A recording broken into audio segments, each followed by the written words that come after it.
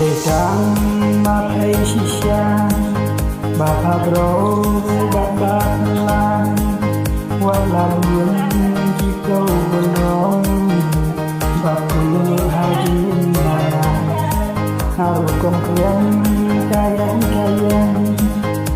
hadir aku bilang ku makai yang leha pergi